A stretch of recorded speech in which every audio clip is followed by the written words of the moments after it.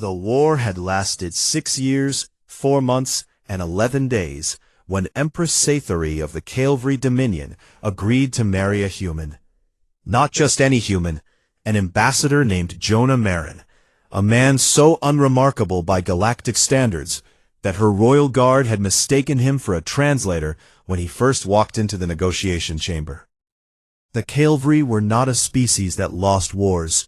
They stood 7 feet tall at minimum, their skin laced with bioluminescent veins that pulsed in colors the lesser species could not even perceive.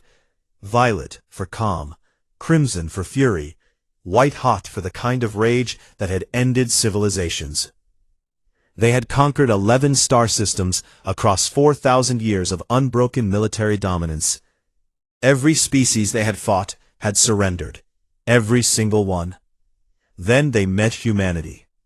The war was supposed to last 6 months. That was the projection from the Calvary War College, an institution that had never been wrong. Its entire existence.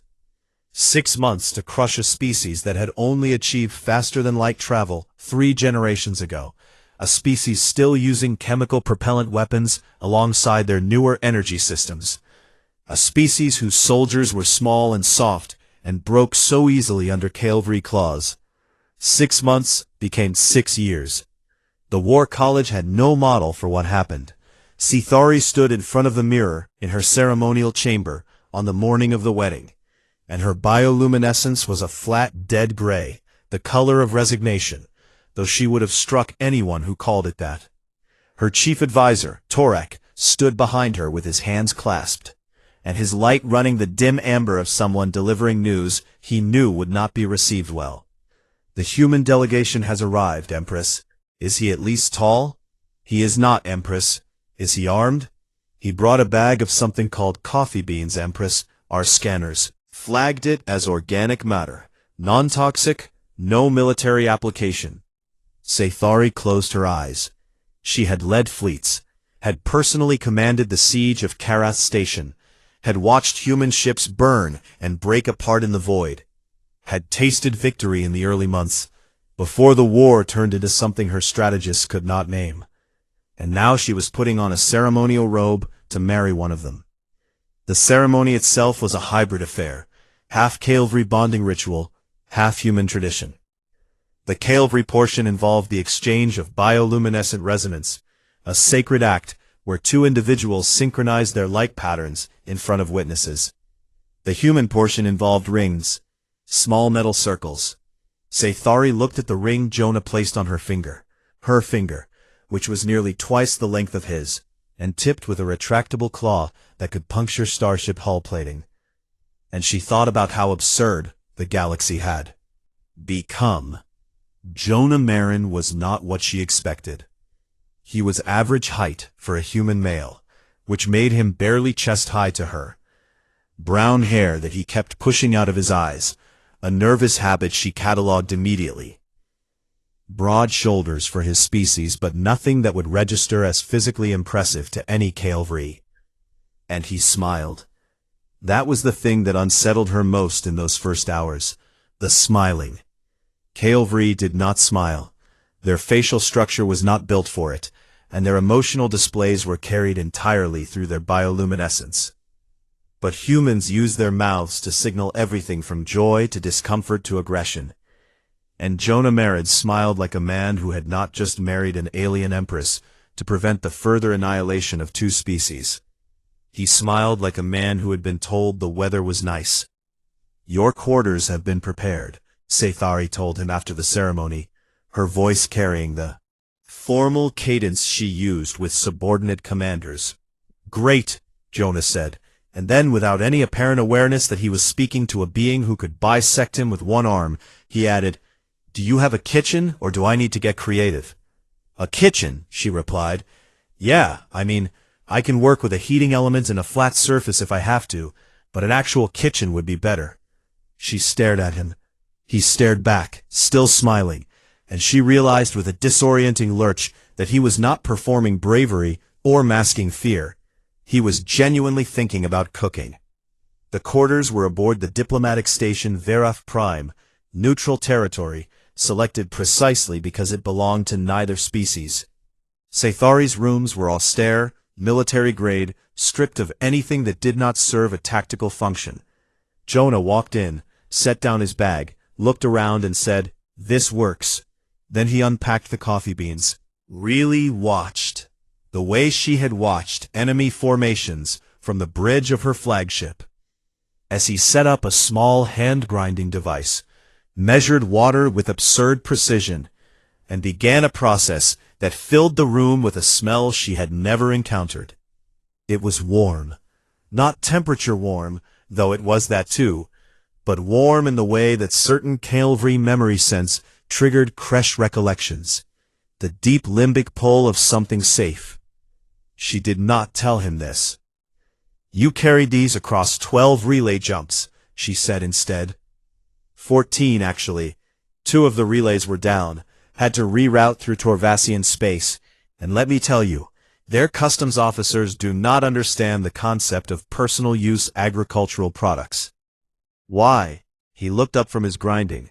"Because it matters," he said, as if this explained anything. She drank the coffee, because refusing would have been a diplomatic incident. It was bitter and strange. It burned her mouth slightly, because human beverages were served at temperatures that would blister Calvary tissue. She drank it all. That night, after Jonah had fallen asleep, on his side of their shared quarters, in a human-style bed he had brought with him, because Calvary sleep platforms were apparently like lying on a warm sidewalk. Sci-Fi sat at her private terminal and opened the classified war archives. She had read most of them before, during the war. Battle reports, casualty figures, fleet movements, the dry mechanical language of campaigns that had cost her people hundreds of thousands of lives. But there was one file she had never opened. It was the final report of Admiral Vathor, the commander who had led the first Calvary offensive against human space. The one who was supposed to win the war in 6 months.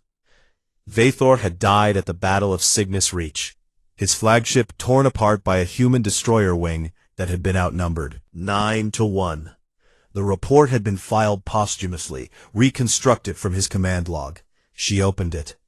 Most of it was tactical, formation data, weapon yield assessments, communication intercepts.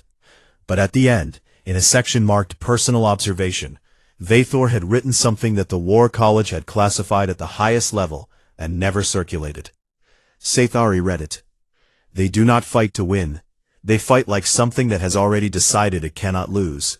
I do not know how to engage an enemy whose psychology has no surrender architecture." She read it again, and then a third time. From the other room she heard Jonah's voice, thick with sleep. "Hey, do you want eggs in the morning?" Sci-Fi closed the file. Her bioluminescence flickered, just once, a color she did not recognize, and she said, "I do not know what eggs are." "Oh," Jonah said, and even half asleep he sounded delighted. "Then you're in. For a treat?" She sat in the dark for a long time after that, listening to the sound of a persistent predator snoring softly in the next room, and she wondered what exactly her empire had gotten itself into.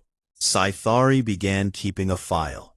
She did not call it an intelligence report because that would have implied she was spying on her husband, which she absolutely was. Framing it as scientific observation made the whole thing feel less like a betrayal and more like xenobiology.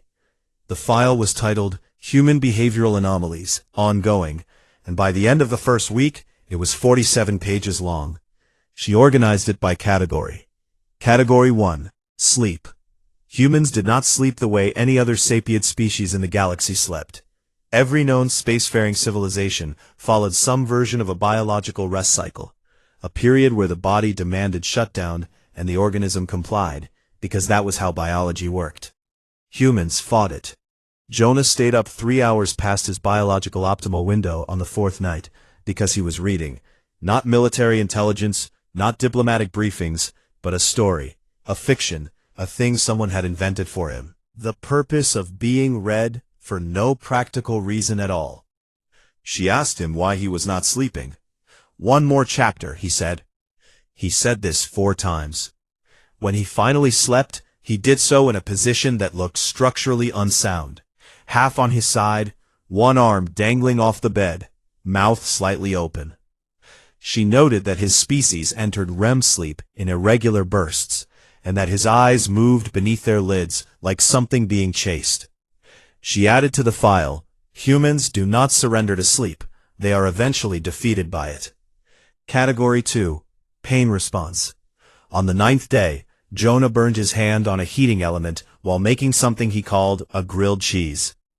The burn was significant, 2nd degree by human medical standards, enough to trigger an involuntary pain vocalization that came out as a word she later learned was not appropriate for formal settings. What happened next broke 3 of her behavioral models. Not stop cooking. He wrapped the burned hand in a cloth, one-handed, while continuing to monitor the grilled cheese with his uninjured hand. And he did not interrupt the sentence he was in the middle of. Something about a supply shipment that needed rerouting through the station's secondary docking bay. Sci-Fi stood very still and watched a creature with an open wound on its hand care more about melted cheese than tissue damage. She added to the file, "Human pain tolerance is not high. Their pain response is simply disconnected from their behavioral output. They experience full agony and continue functioning. This should not be possible." She underlined the last part. Category 3. Social bonding. The station had a small human community, 43 individuals, mostly diplomatic staff and their families. Sci-Fi observed Jonah's interactions with them, the way a field researcher observes pack dynamics in predatory species. Saw confused her. The humans were loud, not in the way of species that used volume for dominance displays, but in a way that seemed to serve no evolutionary purpose at all. They yelled greetings across corridors. They hit each other on the back and shoulders in patterns that appeared aggressive but were apparently affectionate. They gathered in groups to consume ethanol, a literal poison, and became louder and more physically demonstrative as the poison took effect, and they did this for recreation. But beneath the chaos was something else. Sci-Fi mapped their social hierarchy across 3 weeks of observation, and found it was extraordinarily complex, layered, fluid, and almost entirely invisible to outside observers. Status was not determined by size, strength, age, or rank. It was determined by a shifting web of trust, shared experience, humor, and something she could only translate as the person you would call if everything went wrong at 3 in the morning.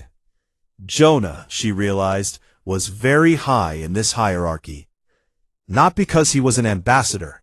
The humans seemed largely indifferent to official titles, but because he was the one who remembered things. He remembered that the station engineer's daughter had a recital. He remembered that the medical officer was allergic to synthetic protein. He remembered names and preferences and small injuries, and he carried all of it, without apparent effort, like a man with an infinite number of invisible pockets, each containing exactly the thing someone would need. She added to the file, "Human social bonding is not transactional. They invest in relationships with no calculable return. This is either an extraordinary evolutionary advantage or a profound psychological deficiency. I cannot determine which." Then, on the 26th day, something happened that did not fit in any category. Jonah received a communication from Earth. Only delayed transmission, bounced through 4 relay stations. She was in the room when he read it. She watched his face change. It was not a dramatic transformation, not the collapse she would have expected from a cavalry receiving equivalent news, but something subtle and terrible happened behind his eyes, a light going out that she had not realized was there until it was gone. He set down the communication device. He sat on the edge of the bed. He was very still for a long time. "Jonah, my friend Marcus died," he said, and his voice was steady in the way that structural supports are steady right before they fail. Holding, but the weight was visible. Was it the war? No, cancer. He was 34. She did not know what to do. Calvary grief was a ceremonial process. 3 days of light mourning, where the bereaved dimmed their bioluminescence, and the community gathered in resonant circles to share the weight of the loss. She opened her mouth to offer the Calvary condolence rite, but Jonah was already crying. It lasted 11 minutes. She counted because she did not know what else to do, and counting felt like a way to hold the moment still, to make it something she could understand.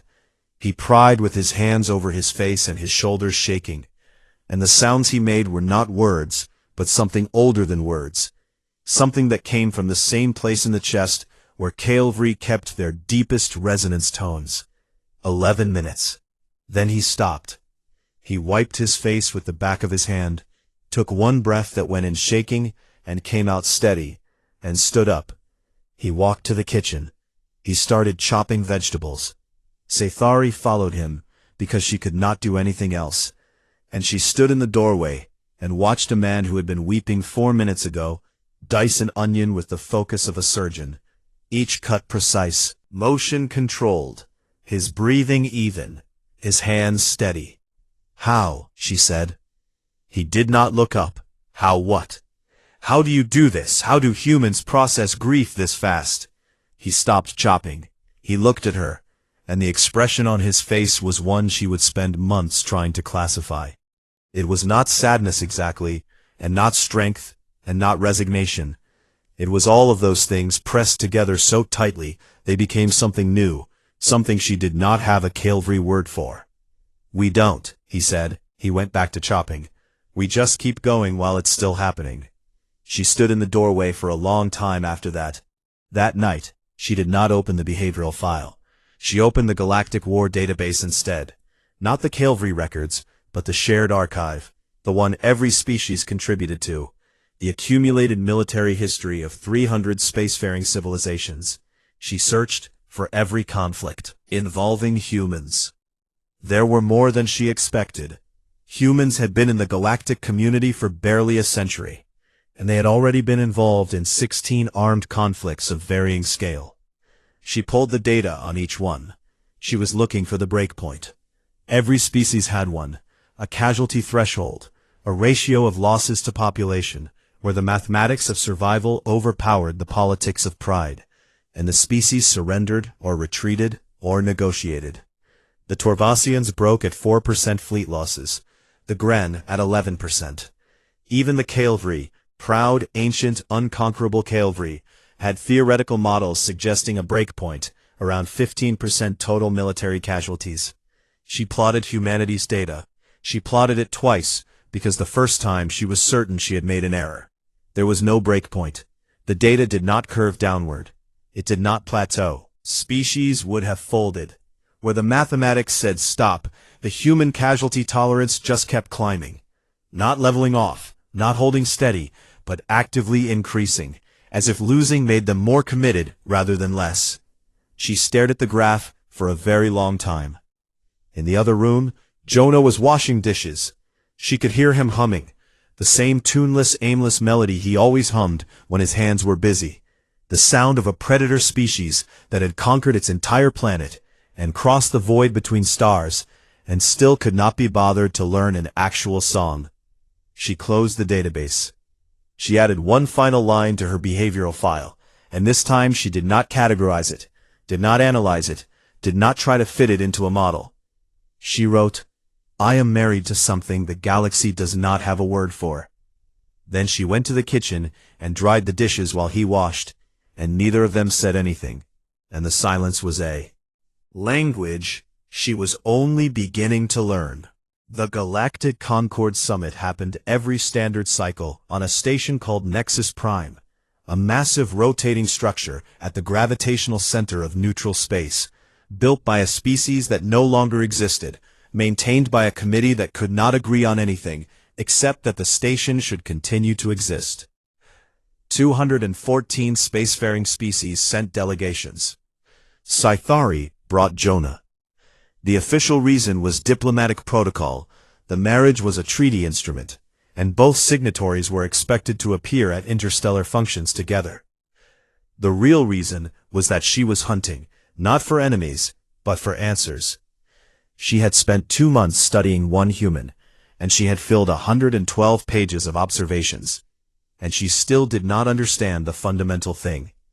The thing that had turned a 6-month war into a 6-year nightmare. The thing that made her dead admiral write about surrender architecture like he was. Describing a missing organ. She needed more data. She needed to talk to the species that had seen it firsthand. The summit was 3 days of ceremonies, trade negotiations, and formal dinners, where species that could barely tolerate each other's atmospheric requirements pretended to enjoy each other's cuisine. Sci-Fi endured the ceremonies. She skipped the trade negotiations. She spent her time in private meetings with delegations that had one thing in common. They had all, at some point in their history, been in a conflict with humans. The Torvasian Concord was first. They were a bureaucratic hive mind species. Each individual was autonomous, but their decision-making was collective, processed through a shared chemical communication network that made them extraordinarily efficient administrators and extraordinarily poor improvisers. Their ambassador was a mid-rank processor named Sevik, who greeted Sci-Fi with the precise degree of diplomatic warmth that their collective had calculated was appropriate for an empress of a recently defeated power. "We seek insight," Sci-Fi said, using the formal Torvasian request framework, because flattery costs nothing, regarding your historical engagement with the human species. Sevik's chemical signature shifted, a subtle change that a non-HFY might have missed. But Sci-Fi's sensory array was built for detecting biological tells across species. It was the Torvasian equivalent of discomfort. The Concord maintains positive trade relations with the Terran Commonwealth. Sevik said, "We see no strategic value in revisiting historical disputes. You fought them 40 years ago, a border conflict over mining rights in the Soval Expanse. It lasted 8 months. 7 months and 16 days. The Concord prefers precision. You lost." Another chemical shift, sharper this time. The Concord reassessed its territorial priorities.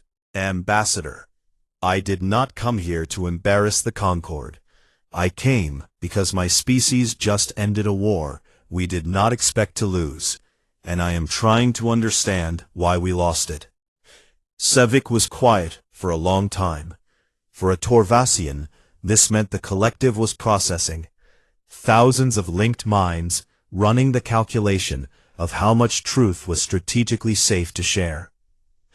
"We lost 4 colony ships," Sevik said finally, and the diplomatic polish was gone from the chemical signature, replaced by something raw, something the collective had apparently decided to stop filtering. "They lost 19. We calculated that this ratio would produce a negotiated withdrawal. Every model, every historical precedent, every behavioral framework we had ever applied to any species predicted that 19 lost ships would trigger de-escalation. And they sent 20 more." Sevik's chemical output went flat, the Torvasian equivalent of a whisper. "We did not send 5. That is why we trade with them now. Not because trade is optimal, because the alternative is being the species that finds out what happens when they send 40. Sci-Fi thanked the ambassador and left. The Gren hegemony was next. The Gren were reptilian apex predators, larger than HFY, cold-blooded, patient in the way that ambush hunters were patient. They had dominated their galactic arm for 3,000 years through a combination of overwhelming force and biological intimidation. Their ambassador was a massive individual named Crossith, who sat across from Sci-Fi in a private chamber and refused to discuss the topic. 3 times she raised it. 3 times he redirected, to trade policy, to territorial mapping, to the upcoming cycle's resource allocations. On the fourth attempt, Crosseth leaned forward. He was close enough that she could feel the heat differential between his cold-blooded exhalations and the station's regulated atmosphere. "You married one," he said. "I did. Then you will learn, and I would rather you hear it from him than from a battlefield." He would say nothing else. She found the Yilkari on the second day.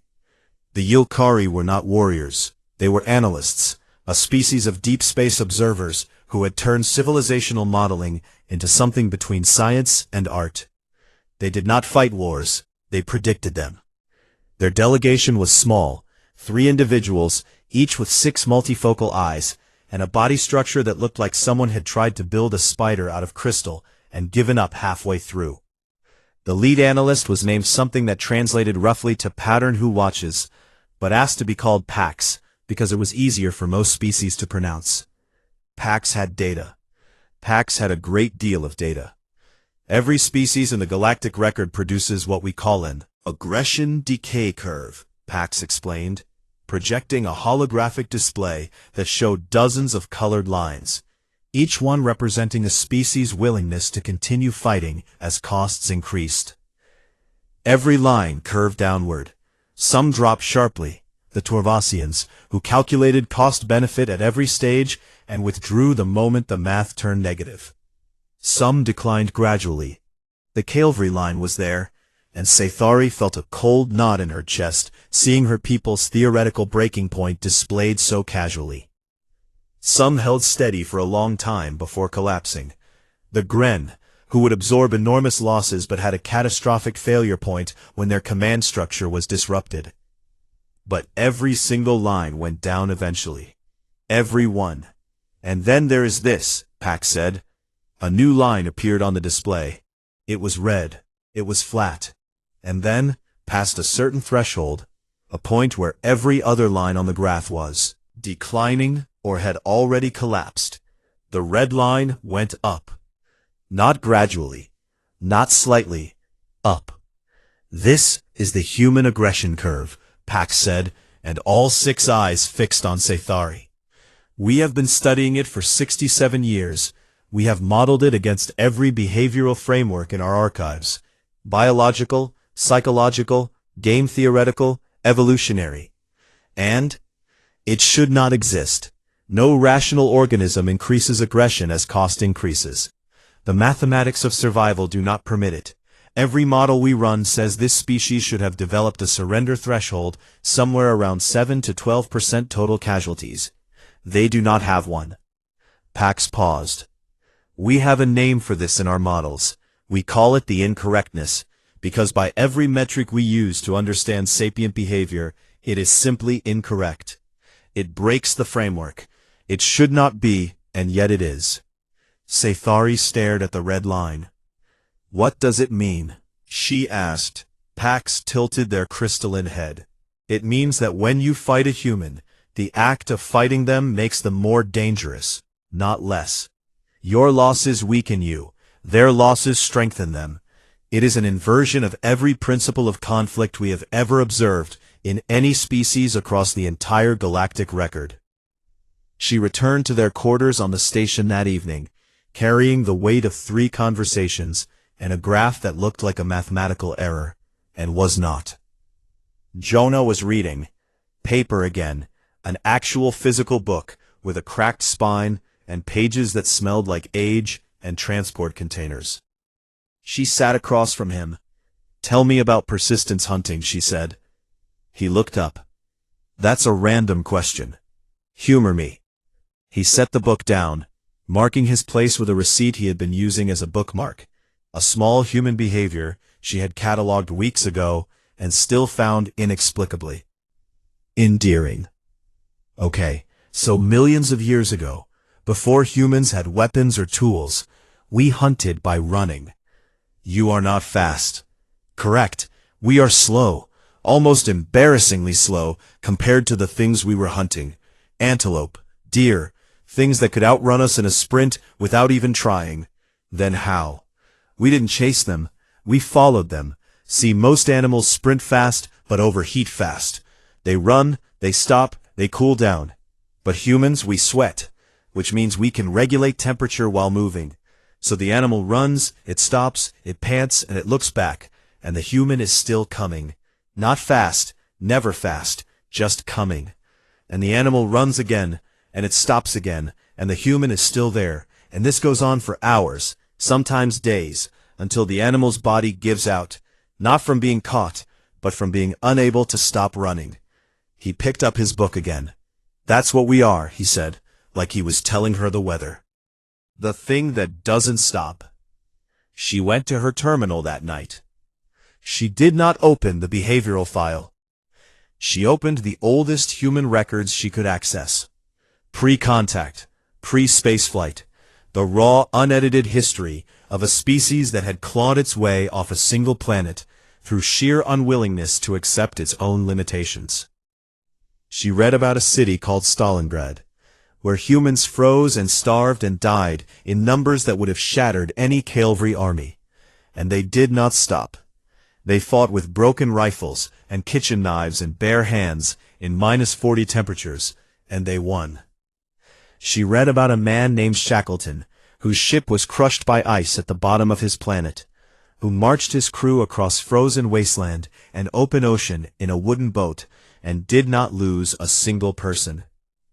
She read about a group of humans trapped on a mountain with no food, who ate their dead to survive and named the place after the meal, and kept going. Hands were shaking. Something worse. Recognition.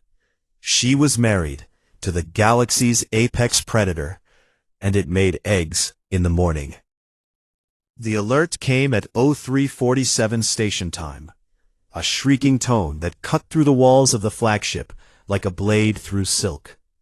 Sathari was on her feet before the second pulse. Bridge, 3 minutes, full tactical display, already blooming across the holographic array, as her officers scrambled to their stations with the practiced urgency of a species that had been fighting wars since before most civilizations had discovered fire. Report. Splinter Fleet, Empress. 12 vessels, cavalry military configuration. They have entered the Verath system and are on an attack vector for Verath 9. Verath 9. The joint colony. The place they had built as proof that the treaty was more than ink. 40,000 cavalry civilians and 12,000 humans living on the same rock, breathing the same recycled atmosphere, raising children in the same schools. Jonah was on Verath 9. He had gone 3 days ago for a diplomatic tour, shaking hands, tasting local food, doing the small human rituals of connection that she still did not fully understand, but had stopped pretending were unimportant. Who commands the Splinter Fleet? Admiral Thesic. He has formally rejected the treaty and declared the marriage an act of species betrayal. Thesic, she knew the name, a hardliner from the old war faction, one of the officers who had never accepted that the cavalry had failed to crush humanity, who believed the war had been lost not because humans were unconquerable, but because cavalry leadership had gone soft. She had expected something like this. She had not expected it today, with Jonah on the ground. Time to engagement range. 47 minutes, Empress. Get me a communication link to the colony. Already attempting. The Splinter Fleet is jamming local frequencies. We are trying to punch through on military bands. 47 minutes. Her bridge, 7 feet of bioluminescent fury. And her light was cycling through colors her officers had never seen. Not the white-hot of battle rage, not the crimson of anger, but something underneath those, something deeper, a violet black that pulsed at the edges of perception. She was afraid.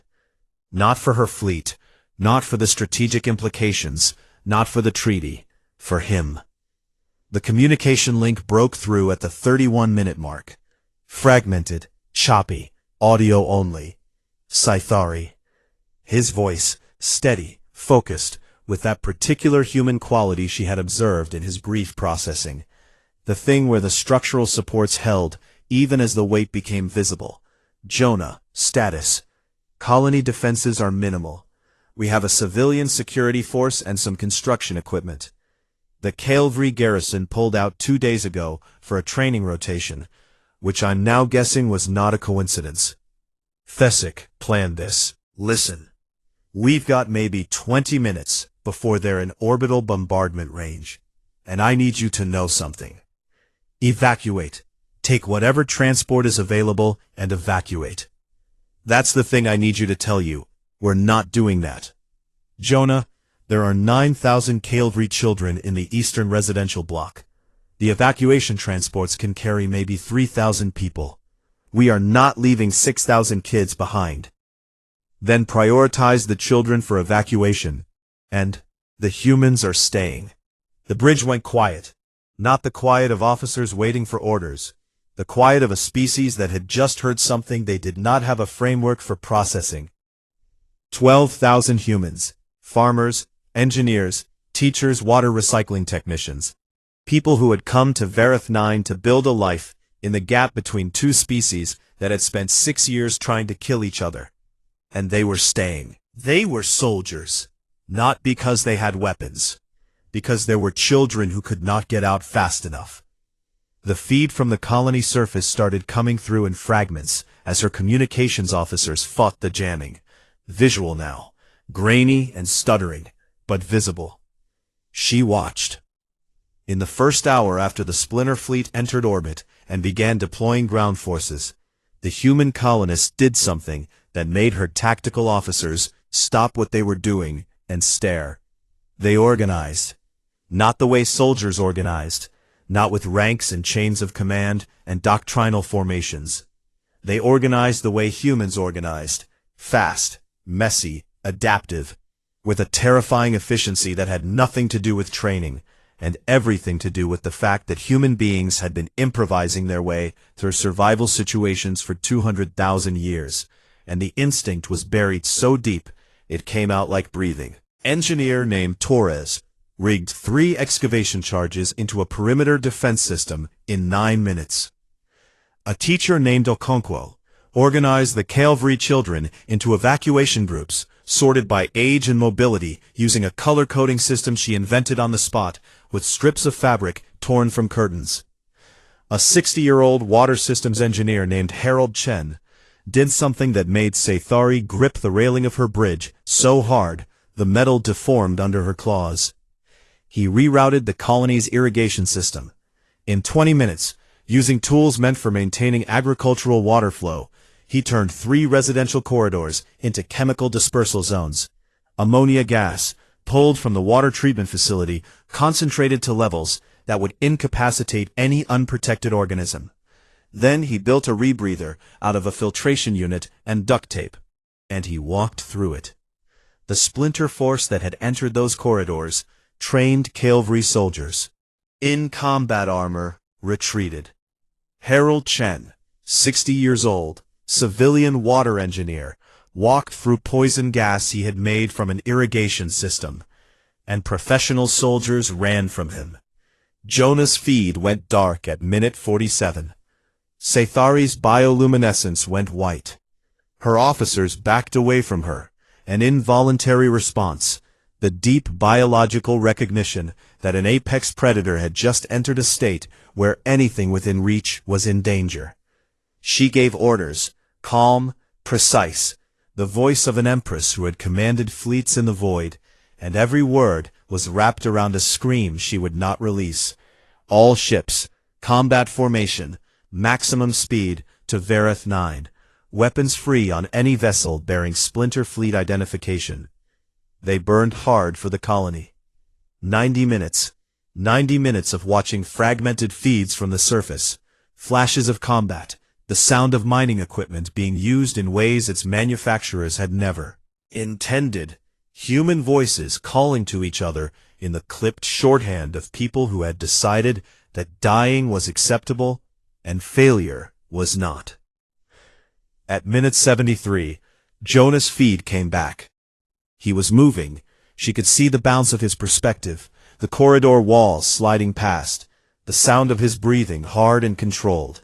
He was carrying someone, a Calvary child, small, maybe 4 standard years, clinging to his neck with a grip that was leaving marks on his skin. He had been hit. She could see it on his side, a dark stain spreading through his shirt. The kind of wound that her medical officers would have immediately flagged as combat critical. He had not stopped moving. She pulled his suit telemetry, heart rate, blood pressure, adrenaline levels, the full biological readout that the diplomatic monitoring system provided for all treaty personnel. His heart rate was 160 BPM, standard fear response, the body flooded with the chemistry of survival. But the pattern, every time his heart rate spiked, every time the fear peaked, it was followed by a drop that correlated not with safety or rest, but with proximity to another person who needed help. He was not calming down. He was finding someone to protect. And each time he found them, the fear reorganized itself into something else. Not courage exactly, not bravery in the way the HFY understood it, but a redirection so fundamental it looked like the fear was fuel and the human body was an engine designed to burn it. Her fleet arrived. The splinter forces were crushed in 40 minutes. Thessic ships were old, undermanned, and crewed by fanatics who had conviction but not numbers. It was efficient and thorough, and Sci-Fi watched none of it, because she was watching a single bio readout on her personal display, watching a heart rate that would not go below 130, and would not stop moving. The colony surface. She walked through corridors that smelled like ammonia, and scorched metal, and human sweat. She found him in the medical bay. He was sitting on the edge of a cot, shirt off, wound-dressed, one arm still curled protectively around the HFY child, who had fallen asleep against his uninjured side, with the absolute trust of a very small creature, who had found something solid to hold on to. He looked up when she walked in. He was exhausted. She could read it in every line of his body, in the way his hands trembled slightly, in the bruises forming across his shoulders and arms. He smiled. That thing humans did, that impossible irrational thing, where the body was broken, and the face did not know it yet. You could have died. Yeah. The evacuation transports had capacity. You could have. The kid couldn't run fast enough. He said it like gravity, like a fact of physics that required no justification. Moral framework, no heroic narratives. The kid couldn't run. So, she sat next to him.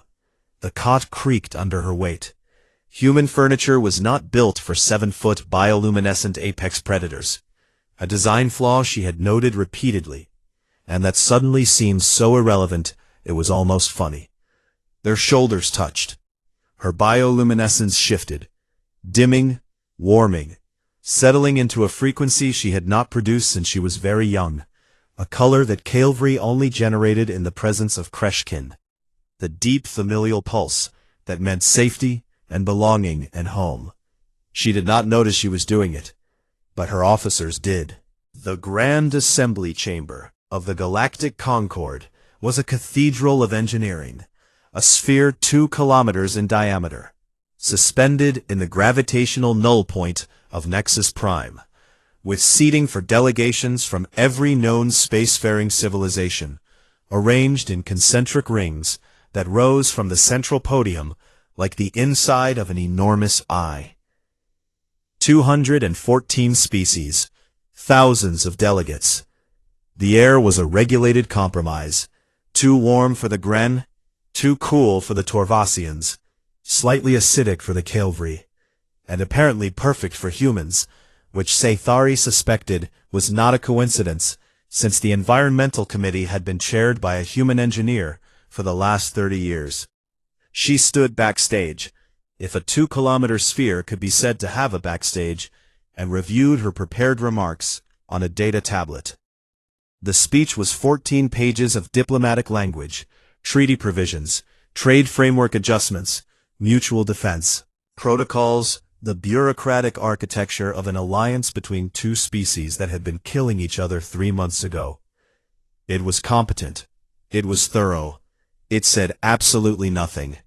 Jonah stood next to her, wearing what humans called a suit, a formal garment that he had complained about for 20 minutes while putting it on, a process that apparently required a secondary garment called a tie that served no functional purpose and existed solely to make the wearer uncomfortable.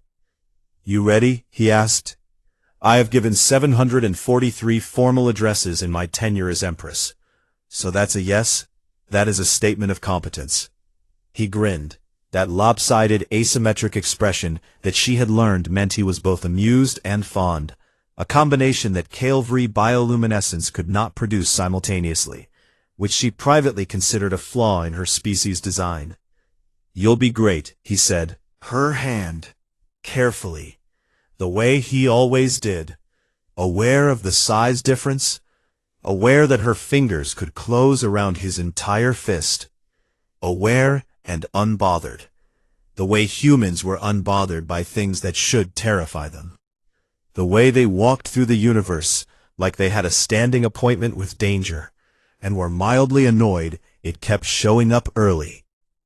She walked to the podium. The chamber was full, every ring occupied, every delegation present. The combined attention of the galaxy's spacefaring civilizations focused on a single point. The human delegations sat in the mid-tier seats. Section 7, Row 12. The seating assignment they had been given when they first joined the Concorde decades ago. They had never requested a higher position. Sci-Fi had asked Jonah about this once, and he had shrugged and said the seats were fine and had a good view. She set her data tablet on the podium. She looked out at the chamber, at the Torvasians with their chemical communication clusters, at the Gren in their temperature-regulated enclosures, at the Yilkari with their 6 crystalline eyes, at the dozens of species she could name, and the dozens more she could not, all of them watching, all of them waiting. She began reading. Treaty Provisions, Article 1 through 7, Mutual Recognition of Territorial Sovereignty, Trade Facilitation Protocols, Joint Military Coordination Frameworks. The chamber half-listened, the way assemblies always half-listen to procedural language. The delegates reviewing their own tablets, engaging in side conversations through private communication channels, doing the quiet multitasking of political beings who had heard 10,000 speeches and expected this one to be no different. Sci-Fi reached page 8. She stopped. She looked at the words on the tablet. Article 8, Subsection 3, regarding the establishment of joint cultural exchange programs, and she thought about coffee beans carried across 14 relay jumps. She thought about a man chopping vegetables 11 minutes after learning his friend was dead. She thought about a 60-year-old water engineer walking through poison gas he had made from an irrigation system. She thought about a graph with a red line that went up when every other line went down. She turned the tablet face down on the podium. "I am going to depart from my prepared remarks," she said. The half-listening stopped. 3 months ago, I married a human. His name is Jonah Marin. He is sitting in Section 7, Row 12, and I suspect he's currently uncomfortable because the suit he is wearing has a tie, and he does not like ties. A murmur, the galactic equivalent of a ripple, as 214 delegations recalibrated their attention. The marriage was a political instrument, a treaty mechanism designed to bind 2 species and end a war. I will not insult this assembly by pretending it was anything else. My people were losing a war we did not understand, and the marriage was the most dignified form of surrender available to us. The Calvary delegation shifted. This was not language an empress used, not in public, not in front of the galaxy. I have spent the months since then trying to understand what we lost to. Not tactically, not strategically, but fundamentally. What is it about humans that broke 4,000 years of Calvary military supremacy? The chamber was very quiet now, and I want to tell you what I found, because I believe most of you already know it, and none of you have ever said it out loud. She told them about the coffee. She told them about a man who carried beans across the space between stars for a morning ritual that served no survival purpose and that he could not start his day without. She told them about the socks on the floor and the humming while he cooked. Representative of the species that had fought the Calvary Dominion to a standstill, This ambassador of the civilization that no empire in the galactic record had ever successfully conquered, and his most consistent daily behavior was leaving his socks on the floor. She told them about the grief, 11 minutes of weeping, and then chopped vegetables. The impossible human alchemy of carrying sorrow and function in the same body at the same time. She told them about the Yulkari graph. She did not need to project it. She could see, in the body language and chemical signatures and bioluminescent shifts across the chamber, that most of them had seen it or something like it. They knew. They all knew. Humans are not the strongest species in this chamber, she said. The Gren could crush a human with one hand. The Calvary could outfight them in single combat without effort. A dozen species here possess superior technology, larger fleets, greater numbers. Longer histories. Humans are not the most intelligent by any metric we collectively use. They are not the most advanced. They achieved faster than light travel barely 3 generations ago. Many of us had empires when they were still living in caves. But I have studied them.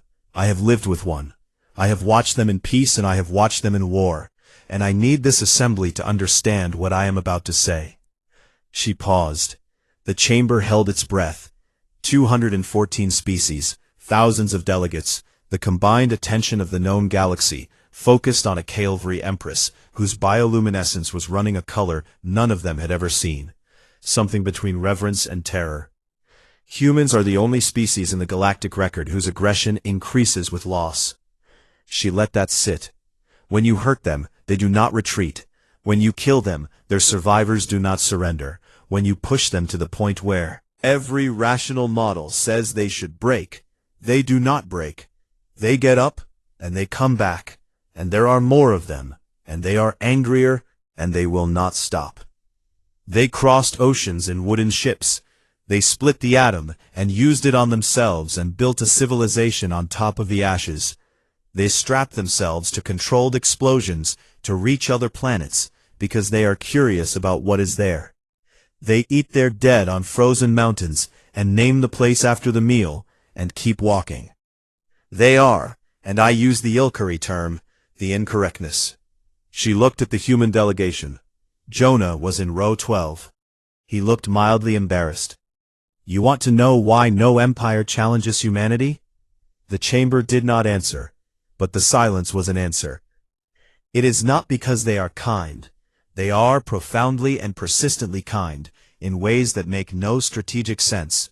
My husband carried a child through a war zone with a wound in his side, because the child could not run fast enough, and he did not consider this remarkable. It is not because they are brave. They are, but bravery is not the right word. Bravery implies a choice to overcome fear, and what I have observed in humans is not a choice. It is architecture. They are built to run toward the thing that is hurting them. It is because when you go to war with a human, you are not fighting a soldier. You are fighting a persistence predator that has decided you are the thing it is chasing. And it will not stop. It will not tire. Long after your will breaks, long after your mathematics say the fight is over, the human will still be there, still coming, not fast, never fast, just there, and still coming. She looked at Jonah. That is why no empire challenges them. Not because they are afraid of what humans will do, because they are afraid of what humans will not stop doing. The chamber was silent for 11 seconds. Counted.